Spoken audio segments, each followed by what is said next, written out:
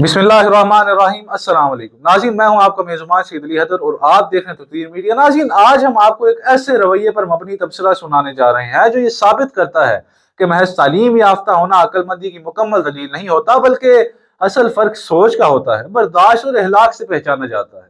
हालिया दिनों में गुलकार जवाद अहमद रेहान तारिक के पॉडकास्ट में शरीक हुए, जहां उनसे मुख्तलिफ सवालात किए गए।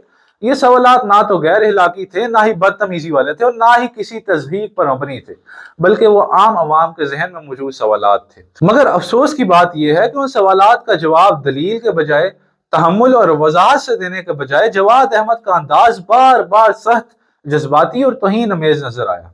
जो भी उनसे सवाल कर रहा था उसे फौरन जाहिल सोच, बेअकल और समझ से यारी करार दे दिया जाता। उन्हें बार बार कहा जाता कि आपका वजूद ही नहीं, आप जाहिल हैं। गोया सवाल करना ही जुर्म बन चुका हो। यहाँ तक के बात सिर्फ वहां मौजूद लोगों तक महदूद नहीं रही, बल्कि जब रेहान तारिक ने एक मदाह का कमेंट भी दिया तो उसे भी इसी लहजे में जवाब दिया कि यह तो जाहिल है। यह वो लम्हा होता है जहां एक अवामी शख्सियत का असल मियार सामने आता है, क्योंकि इख्तिलाफ राय दुश्मनी नहीं होता और सवाल करना बदतमीजी नहीं कहलाता। सवाल तो वो रास्ता होता है जिससे बात आगे बढ़ती है। मगर जब सवाल सुनकर गुस्सा आ जाए तो फिर समझ लेना चाहिए कि मसला सवाल में नहीं, बल्कि जवाब देने वाले की सोच में है।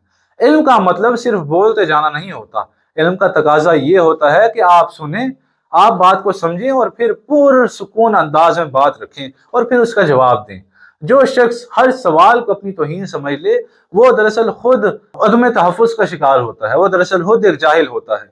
एक मजबूत दलील रखने वाला इंसान कभी चीखने की जरूरत महसूस नहीं करता, क्योंकि उसके पास बात करने के लिए दलील होती है, इल्जाम नहीं। जब कोई शख्स बार बार दूसरों को जाहिल कहने लगे, दूसरों को कम इल्म वाला समझे, तो वो खुद अपने रवैये से ये जाहिर कर रहा होता है कि बर्दाश्त, तहम्मुल और फहम अभी उसकी शख्सियत का हिस्सा नहीं बने, बल्कि वो अभी खुद एक जाहिल है। मेरी राय में असल जाहिलियत सवाल करने में नहीं, बल्कि सवाल से घबरा जाने में होती है। असल कमजोरी इख्तिलाफ सुनने से इनकार करना है, और असल पुख्तगी ये है कि आप तनकीद को सुने, समझें और इख्तिलाफ हो भी तो हिलाक के दायरे में रहकर जवाब दें, प्यार से जवाब दें, तहम्मुल से जवाब दें।